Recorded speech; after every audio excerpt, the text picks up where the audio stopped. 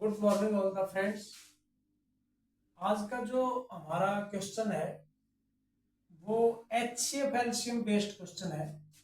Question दे रखे है, fraction के अंदर है दोस्तों 14/33 कोमा 42/55 कोमा 21/22।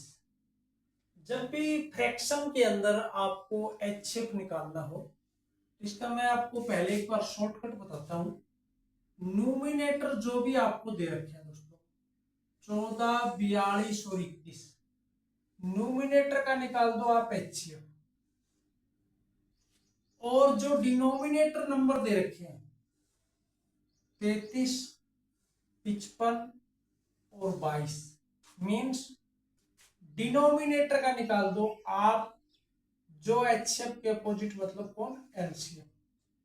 और जैसे ही आप इन दोनों नंबर को डिवाइड करते हो तो आपने इस फ्रैक्शन का एचसीएफ मिल जाता है दोस्तों, ये रूल है। तो जैसे ही हम करते हैं, पहले हम 14, 42 और 21 का क्या निकालेंगे, एचसीएफ।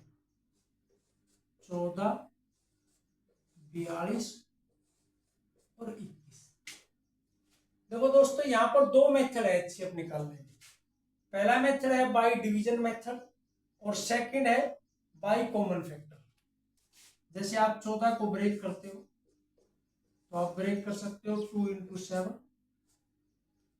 42 को आप ब्रेक कर सकते हो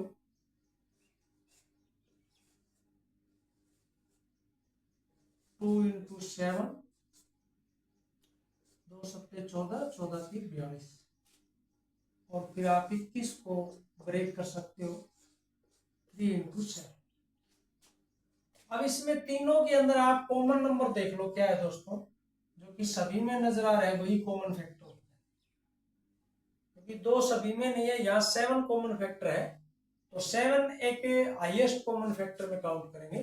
तो 14, 42 और 21 का हमारे पास जो है एचसीएफ आ गया 7। और अब हम देखेंगे 33, 55 और 22 का एलसीएम।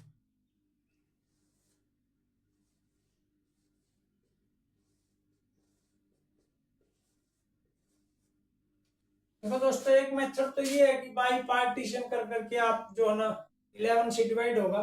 एक सेकंड में आपको डायरेक्ट बताता हूँ। आप इसमें से 11 कॉमन ले लीजिए तो आपके पास बचेगा 3, 5 और 2। और जब भी सारे नंबर प्राइम हो, कोई भी कॉमन फैक्टर लेने के बाद आप डायरेक्ट उनका मल्टीपल कर दो, वही आपको एचसीएफ मिल जाएगा। तो आप देख पा रहे हो 11 3 33। 33 को बच्चों 5 से मल्टीप्लाई कर दो। 5 3 15, 1 5 3 15 और 1 16, ये आ गया 165। और 165 को फिर आप 2 से मल्टीप्लाई कर दो। 2 5 10 13, 2 1 2 है तो 330, जो कि आपका कौन सी ऑप्शन में दिखाई दे रहा है, डी ऑप्शन। एक तो दोस्तों ये मेथड इसका एचसीएफ और एलसीएम निकालने का, जो मैंने आपको यहाँ बताया बाई फैक्टर मेथड। और ये जो है ना आपके पास एलसीएम मेथड।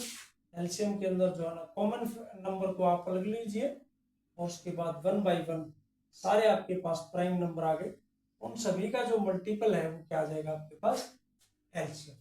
तो एचसीएफ को जैसे ही आप एलसीएम से डिवाइड करते हो तो आपको क्या मिल जाएगा, इस जो दिए हुए फ्रैक्शन का एचसीएफ। तो उम्मीद करता हूँ दोस्तों ये क्वेश्चन समझ में आया होगा। और समझ में आया तो लाइक शेयर सब्सक्राइब जरूर करना। Okay dear.